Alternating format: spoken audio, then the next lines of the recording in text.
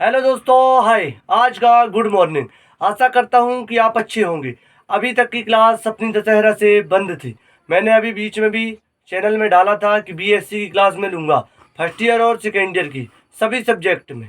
अभी जो है हम केवल बॉटनी की ले रहे हैं, botany major, first paper and second paper.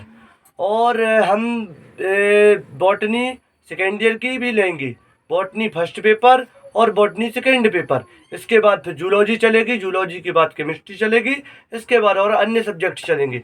आज की 7 तारीख, 7 तारीख का मतलब ये है कि हमको चलना है साथ साथ। अगर आप भी चलेंगे साथ, मैं भी चलूँगा साथ, तो आपका होगा विकास। आइए आज की क्लास हम शुरू करते हैं। अब विकास की क्लास प्रथम चैप्टर के साथ अनुप्रयुक्त वनस्पति विज्ञान के बारे में आज हम जानेंगे।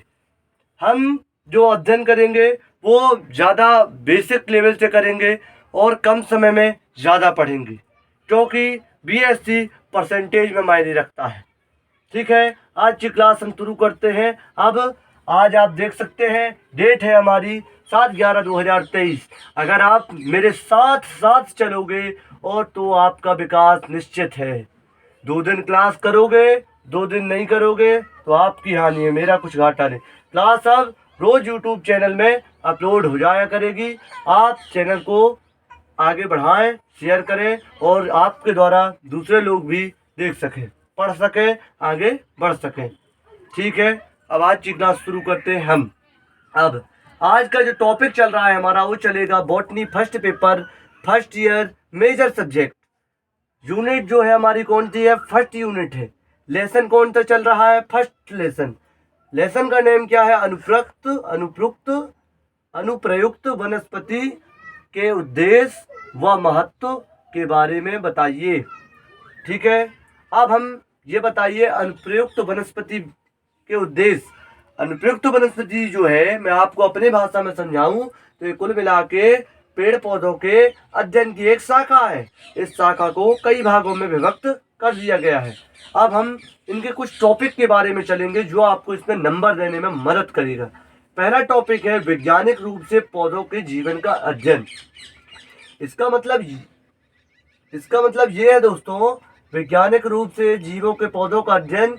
ये फर्स्ट पॉइंट का कि वैज्ञानिक जो हैं वो ये अध्ययन कर रहे हैं कि कितने दिन की जीवन है, कितने दिन में फल आएंगे, कितने दिन में फूल आएंगे, कितने दिन में पौधे की वृद्धावस्था आएगी। ये सब में अध्ययन चल रहा है। इस अध्ययन में वैज्ञानिक लगे हुए हैं। पहला पॉइंट ये चलेगा, पहली लाइन आपकी ये रहेगी आंसर की।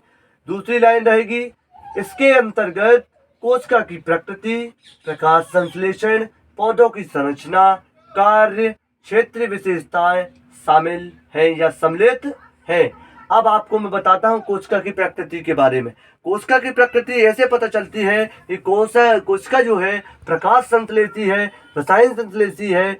क्या है उस कोशिका में, क्या है उसका टेम्परेचर, क्या है, किस डिग्री में रह सकती है, किस डिग्री में नहीं रह सकती, ये जो है अपन पता कैसे करेंगे? कोशिका की प्रकृति से। प्रकाश संश्लेषण, प्रकाश संश्लेषण सबको मालूम होगा। प्रकाश संश्लेषण जो होता है, सूर्य के प्रकाश से ग्लूकोज प्लस शर्करा मल्टोज बनता है, C6H12 O6 C6H2 C6H6O6 से बनता है। अब हम प्रकाश संश्लेषण जिससे पौधे अपनी पत्ती के द्वारा भोजन बनाते हैं और अपने विकास में आगे बढ़ते हैं। पौधों की संरचना का अध्ययन करेंगे। पौधों की संरचना का अध्ययन का मतलब है कि उनमें क्या विशेषताएं हैं, कैसी संरचना है, कितनी हाइट है, कितना क्या है, वो अध्ययन करेंगे। फिर आगे और हम किस चीज का अध्ययन करेंगे? कार्य क्षेत्रीय विशेषताएं। कार्य ये है कि पौधे क्या क्या कार्य कर रहा है, कितनी ऑक्सीजन दे रहा है, कितनी नाइट्रोजन छोड़ रहा है, इसके बारे में हम अध्ययन करेंगे। क्षेत्रीय विशेषताएं, किस जगह में हमको लगाना है, किस में नहीं लगाना, कहाँ प्रदूषण वाले पौधे हैं उनको कहाँ लगाना है, जो प्रदूषण नष्ट करते हैं उनको कहाँ लगाना है, ये भी आप देख सकते हैं। अब मेरे को प्रदूषण से एक बात याद आ गई क्षेत्र से। इस समय दिल्ली जो है नंबर 1 कंट्री में चल रहा है। दिल्ली में एक ऐसी स्थिति है कि आज बहुत पोल्यूशन हो चुका है। इससे ये तक स्थिति है कि अपने यहाँ 9 माह में बच्चा जन्म लेता है, वहाँ पर 2 साल हो जाते हैं लेकिन बच्चा पूरा डेवलप नहीं हो पाता है। ये स्थिति है प्रदूषण की। ठीक है, इसलिए जो है क्षेत्रीय विशेषताएं भी हमको देखना पड़ेगा। तीसरा टॉपिक जो है हमारे जीवन में पौधे, सब्जी, बागवानी, फूलों की खेती। जीवन में हमको पौधे बहुत ज़रूरी हैं क्योंकि हमको ऑक्सीजन की आवश्यकता बनती है जो हमारी जीवनदायिनी गैस है। सब्जी, बिना सब्जी के कोई काम ही नहीं हो सकता। और फूल तो ज़रूरी है ही है, हर सिचुएशन में फूल चाहिए। फिर प्रसार के प्रकार आदि विषयों सम्मिलित किया गया है। निम्न शाखाएं, और अब इसकी शाखाएं कौन सी हैं, अब उसके बारे में हम अध्ययन करेंगे। आज मैं आपको 7 शाखाएं लेके आया हूं क्योंकि आज हमारा मिशन है साथ साथ और विकास विकास। अब देखिए, पहली शाखा जो है हमारी वनारोपण या वृक्षारोपण। इसमें क्या होता है, जो यह शाखा होती है, आपको लिखना है ऐसे, मैं इसमें आपको शॉर्ट में समझा रहा हूँ क्योंकि आपको जल्दी याद हो। मेरा उद्देश्य है जल्दी पढ़ो, जल्दी विकास करो। वृक्षों की प्रकृति, प्रसार का अध्ययन। वृक्षों की प्रकृति में भी आपको बता चुका हूँ, प्रसार का भी आप जानते हैं। प्रसार का मतलब कैसे उसको फैलाना है, कैसे बताना है, लोगों को समझाना है। एग्रीकल्चर डिपार्टमेंट गवर्नमेंट के अधीन वो लोग ये कर रहे हैं, उनकी शाखाएं भी डलने वाली हैं।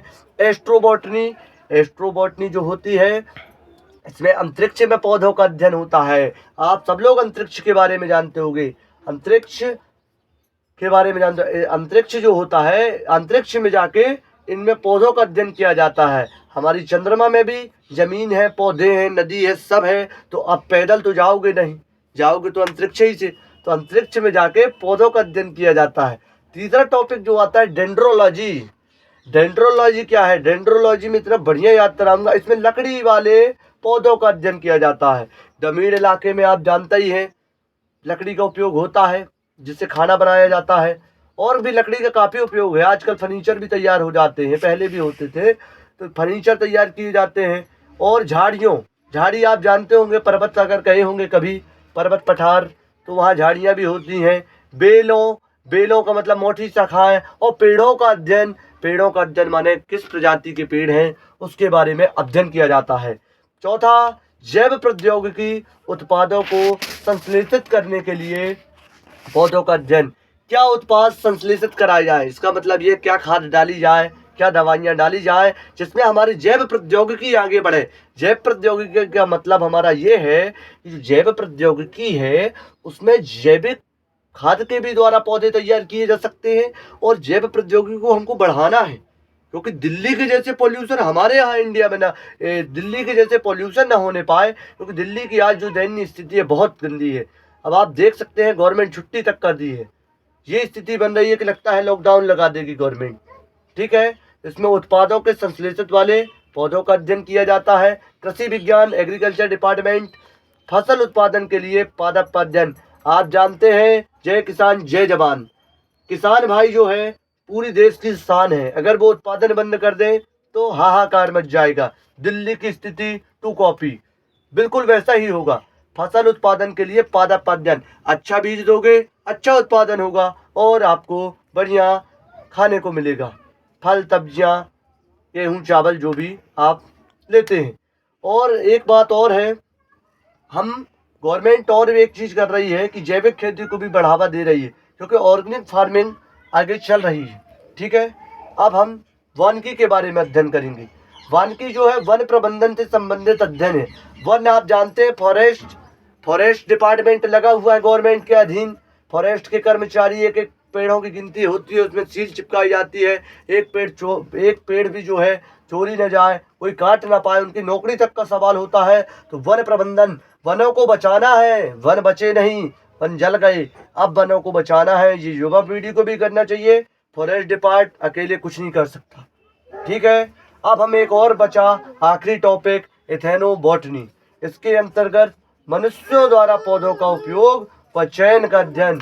आप अपने घर में गमले तो होंगे, कौन सा पौधा लगाना है ये आप क्लियर करते हो, कि दूसरा तो आता नहीं है। और जब आप चयन करोगे तो इसके बारे में कुछ खूबियाँ जानोगे तो फिर आप लगाओगे।